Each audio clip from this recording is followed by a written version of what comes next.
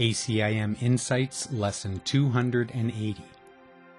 What limits can I lay upon God's Son? As I open to seeing the Christ that lies behind every form I encounter, the dream starts to break up. Instead of seeming solid and certain, the veil seems thinner and less believable.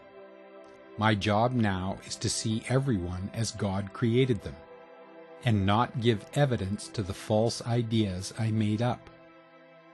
The ego's thought system is totally false from beginning to end. There is not one part of it that is true. All forms of separation are equally false, no matter how appealing or distasteful they may seem to be. The Holy Spirit needs to be my constant companion as I go through the day.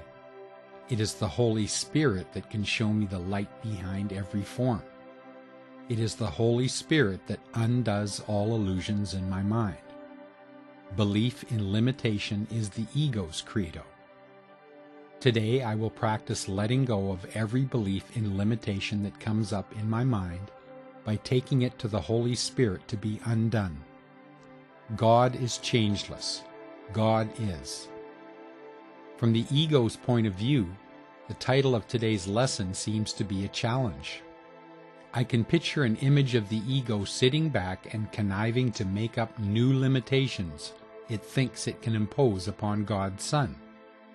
The Holy Spirit looks on this with gentle laughter, for it knows that only the insane could think it possible that a limit could be placed on what God created limitless. To know myself, I must learn to look at and recognize every limit I think I have. This mindfulness must be done with the guidance of the Holy Spirit and with His calm assurance of strength, because the Holy Spirit recognizes that all limitations are illusions. There is no fear when these illusions are looked upon under His guidance. He does not make the error of believing they are real. If I attempt on my own to try to look on these limitations, they are bound to bring up guilt and fear, because when I believe I am alone, I believe the limitations are real and have real consequences. Thus, guilt and fear will lead me to attempt to hide from and avoid many of those imagined limitations, believing they are too fearful to look at. This is not a job for the faint of heart, and the ego is faint of heart, having no life. This is a job for the strong of heart.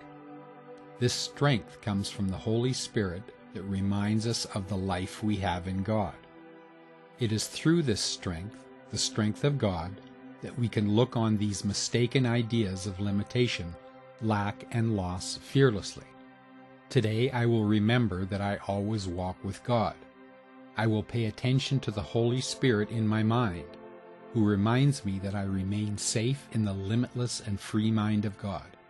Today I dedicate to keeping my mind open to the Holy Spirit's message that I am limitless and free, for there are no limits that can be laid upon the Son of God, myself. This morning I was thinking about how I am often upset when I think I have been rejected. I am quick to accept other people's opinion of me, especially if it affirms my secret fear that I am somehow less than.